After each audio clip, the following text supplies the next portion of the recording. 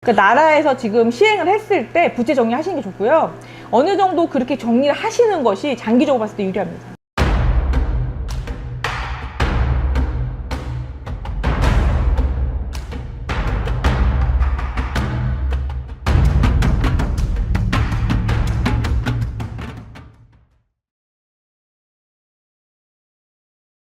안녕하십니까 선생님. 안녕하십니까, 만사입니다. 반갑습니다. 반갑습니다. 선생님이 사실 상반기 때 말씀을 해주셨죠. 이 현금이 굉장히 큰 힘이 될 것이다. 그렇죠. 사실 그 말이 진짜 체감이 되는 것 같습니다. 대출 안 나오잖아요. 그쵸. 사실 지금 대출 때문에 굉장히 말이 많은데요. 네. 신용 점수가 높으면 사실 과거에는 많은 대출을 받을 수 있다였습니다. 네. 근데 사실 그 기본적인 툴이 많이 깨지고 있는 요즘인 것 같습니다. 네. 신용점수가 높아도 이 신용점수 950점이 대출을 거절이 되는 상황이 사실 1금융권에서 발생을 했는데요. 네. 앞으로 사실 대출에 대한 전망은 어떻게 될까요? 이거 우리나라만 그런 게 아니에요. 전 세계예요. 전 세계에서 시행한 거 8월부터는 바젤3 협약에 의해서 은행의 건전성을 위해서 대출 총량기가 들어간 거죠. 그러니까 은행별로 그 대출을 팔 수 있는 금액이 정해져 있습니다. 그 금액 내에서만 소진할 수 있어요. 신용도가 아무리 좋아도. 그럼 사실 신용도가 높으면 많은 대출을 받을 수 있다라는 툴이 이제는 사라졌다라는 거네요. 그것보다도 그 안전자산으로 가는 그런 기준으로 잡은 거죠. 현금이 지금 씨가 마르다 보니까 은행도 돈이 없는 거예요.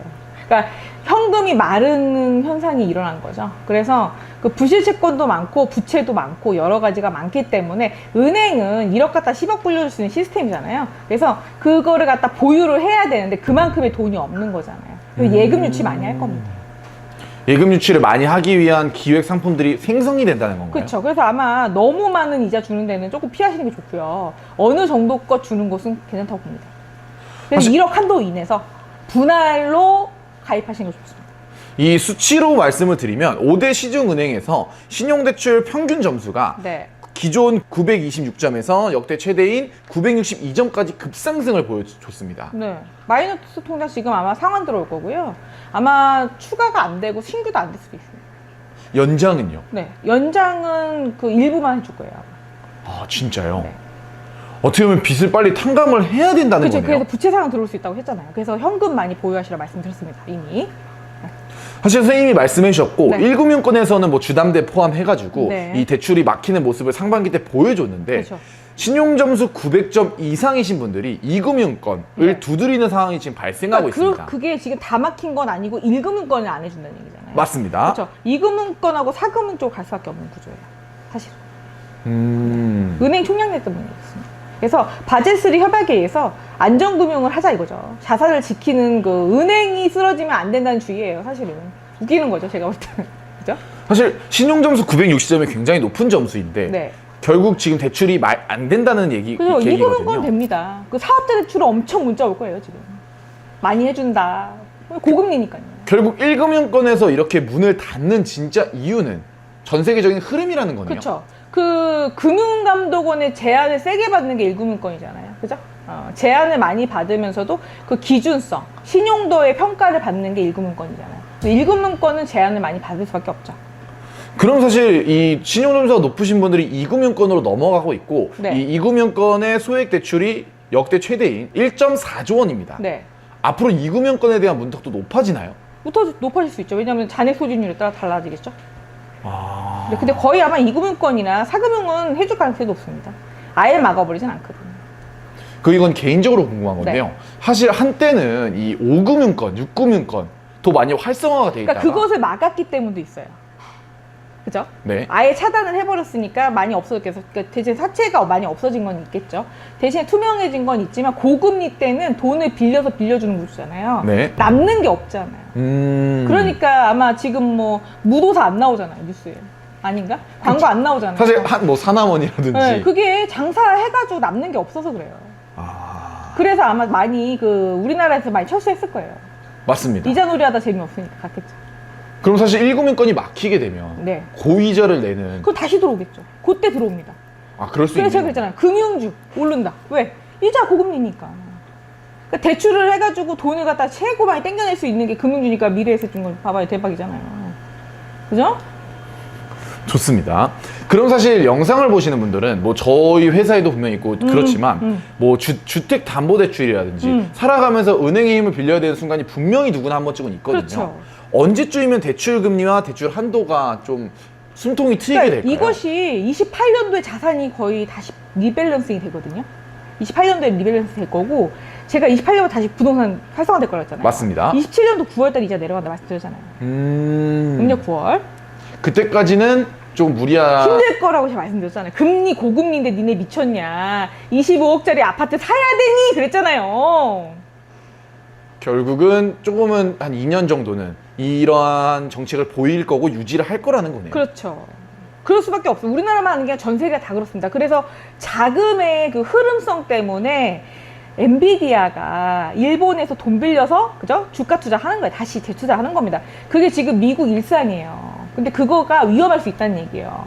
엔케리 지수 올라가면은 IMF 왔었잖아요. 근데 변수는 딱 있다고 그랬죠. 중국이 있기 때문에 변수가 예전까지 다 쓸어버리진 못할 거다. 대신에 여파가 아예 없을 수 없다는 거지. 그래서 일본에서 이제 올려버리면 그 금융권도 일본 돈 빌려서 하거든요. 전부 다. 네. 그래서 이 금융권이 금리를 더 올릴 가능성이 높고 연체가 늘어날 수밖에 없는 거예요. 여기까지 영상을 보신 분들은 사실 지금 기존에 마이너스 통장이 있거나 혹은 대출 만기 연장을 해야 하실 분들도 있을 것 같아요. 그렇죠. 만기 연장은 웬만한 국가적인 차원에서 막지는 않을 겁니다. 그렇지만 무리하게 하신 분들은 제한이 있을 수 있습니다. 선생님이 말한 상한을 맞을 수 있다는 그렇죠. 건가요? 상한 맞을 수 있습니다. 그래서 했잖아요. 부동산 일시상환 할 수도 있고 일부 상환 할 수도 있다. 그리고 마통 막힐 수 있다. 한도 줄일 거다. 그래서 신용카드 한도 줄지 않았냐 물었잖아요. 제가. 맞습니다. 그래서 지금 현금 서비스하고 저희밖에 리볼빙밖에 안 될 거예요 지금. 그럼 사실은 이걸로 인해 직접적인 피해를 보신 분도 많을 것 같거든요. 네. 그분한테 좀 조언을 드리면 어떤 조언이 이 금융권은 아직 괜찮습니다. 점점 빚을 줄이셔야 돼요. 자꾸 빚내서 빚을 갚지 말고 지금 나라에서 자꾸 이게 빚을 갖다가 탕감하게끔 그 지금 파산하고 개인회생 그 하라고 지금 대통령께서도 얘기하잖아요. 어느 정도 제도권을 이용하세요. 이용하셔가지고 부채를 정리하시는 게 좋습니다. 그러니까 나라에서 지금 시행을 했을 때 부채 정리하시는 게 좋고요. 어느 정도 그렇게 정리를 하시는 것이 장기적으로 봤을 때 유리합니다. 사실 과거에는 빚도 능력이라는 말이 있었습니다. 그거는 저금리 때입니다. 금리가 1%대면은, 그러니까 저금리니까. 일본 같은 경우는 대출 받으면 좋은 거죠. 그러니까 너도 나도 외국에서 받아가는 거잖아요. 그러니까는 채권금리죠. 그죠? 네. 하지만 지금 앞으로에 대한 금리 인상은 어쩔 수 없는 부분이고. 그죠. 적금이 8%가 올 수가 있는 거예요. 그래서. 주담대가 10% 간다 생각해보세요. 그러면은, 그죠? 숨통이 막히는데요. 그렇죠. 그러니까 그거를 갖다 변동금리 받으실 거 아니에요. 고정금리를 받는 것이 정말 유리한 겁니다. 그래서 고정금리 3%대 받으시면 위험하지 않겠지만 변동금리로 받으셨다면 힘든 거죠 이거. 그럼 대출 만기 연장을 하시는 분들 같은 경우는 이런 부분을 좀 잘 주의하셔서 연장을 하더라도 연장을 해야겠네요. 그래서 위험한 게 30년 대출을 받으셔가지고 아파트 사는 게 위험하다 그래서 된 거예요. 중간에 변동금리의 경우에 금리 이렇게 인상이 오면은 글쎄 힘들 수 있는 거 아닌가? 맞습니다. 사실은 어디까지나 지금 일어나고 있는 일이고 실제로 네. 피해자분들이 있는 부분이기 때문에 네. 그분들에 한해서 네. 만약에 이미 사실 그렇게 변동금리로 받으신 분들은 어쩔 수 없지만 네. 그렇지 않는다면 이 부분은 꼭 주의하셨으면 좋겠습니다. 근데 그래서 웬만하면 그러니까 지금 뭐 아파트가 고공행진한다 그것 때문에 되게 굉장히 기대심도 크고 상실감 커가지고 거기 꼭 만족하고 싶어서 목적 달성하신다고 가시는데 목적 달성이 아니라 지옥이 될 수 있는 거예요 사실은. 갔다가 여기저기 연끌해서 만약에 했다 아니면 연끌이든 어떻게 하든 집을 지인까지 불려서 했어요. 이자가 너무너무 그 감당을 어떻게 해. 한 달에 1,000만 원씩 번다고 쳐도 생활비 내고 이거저거 해도 남는 게 없는 거예요 그러면. 맞습니다. 제가 볼 때 되게 힘들 것 같거든요. 그래서 그럼 여윳돈이 없어지는 얘기 팍팍하다는 얘기입니다. 그쵸. 그 라면 먹고 살 거 아니잖아요. 그러니까는 제가 볼 때는 많이 힘들어질 것 같으니까 차라리 집에 너무 가치 투자 많이 하지 마시고 적당한 거 지방이 그래서 지방 분권화 그래서 필요한 거예요. 너무 고공행진을 해버리니까 거기다가 25억이면은 1억에 이자가 35만 원 지금 따블이잖아요. 70만 원 아니에요. 맞습니다. 계산 한번 해보세요. 얼마일 것 같아요. 만약에 50% 대출이다. 그럼 20억이다. 그럼 10억 아니야. 그럼 얼마야? 700이야 한 달에. 어떻게 갚어? 맞습니다.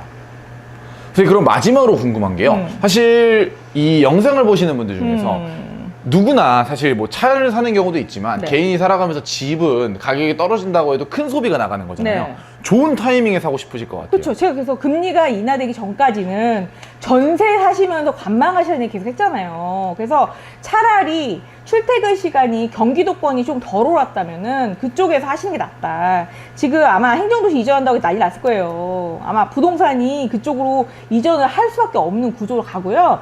AI 데이터 센터 지금 발표했기 때문에 그쪽으로 다 옮길 거란 말이죠. 그럼 일자리 있는 곳 갈 수밖에 없습니다.